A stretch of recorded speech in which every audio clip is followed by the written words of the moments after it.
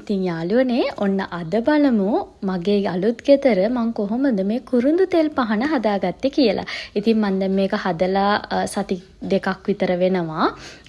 මං එක දිගට හැමදාම උදේ හවස පහන පත්තු කරනවා.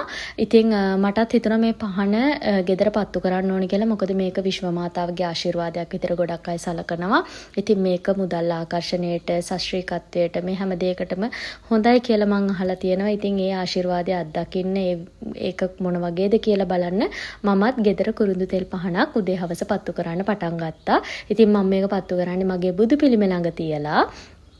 මේ විදිහට තමයි කුරුඳු තෙල් පහන හදාගන්නේ. ඉතින් මමත් මේක හදන විදිහ බලාගත්තේ වීඩියෝස් වලින්ම තමයි. ඉතින් ඔයාලත් නොදන්න කෙනෙක් ඉන්නවා නම් මගේ වීඩියෝ එක දකින කෙනෙක් නම් මේක හදන විදිහ ඔයගොල්ලන්ට මේ විදිහට බලා ගන්න පුළුවන්.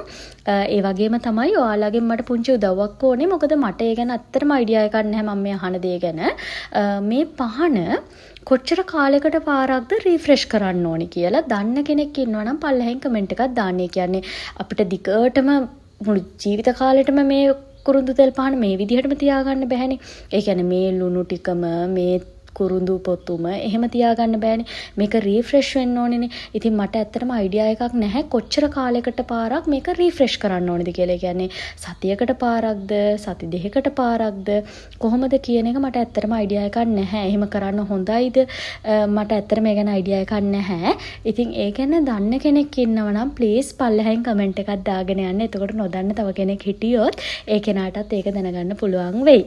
ඉතින් ඔයාලත් මේ කුරුඳු තෙල් පහන ඔයාලගේ ගෙදරත් හදලා පත්තු කරලා බලන්න. ඇත්තටම මේක පත්තු කරන්න ගත්ත දවසේ ඉඳලා මම ආශිර්වාද කිහිපයක්ම අත්දැක්කා. ඉතින් මං හිතනවා මේ පහන පත්තු කරපු නිසා මට ඒ ආශිර්වාද අත්දකින්න ලැබෙන්න ඇති කියලා. ලොකු වෙනස්කම් කිහිපයක්ම අපේ ජීවිතේ මේ නිවස ඇතුලේ මම අත්දැක්කා. ඉතින් ඒ ආශිර්වාදයක් වෙන්න ඇති කියලා මම විශ්වාස කරනවා. ඉතින් මේ පහන ඕගොල්ලොත් විශ්වාසයෙන් දල්වන්න උදේ හවස. ඒ විශ්වාසය තියෙනකොට මේ පහනෙන් ලැබෙන ආශිර්වාදයත් ඒ විදිහටම ඔයගොල්ලන්ට ලබා ගන්න පුළුවන්. එහෙනම් ගිහින් එන්නම්.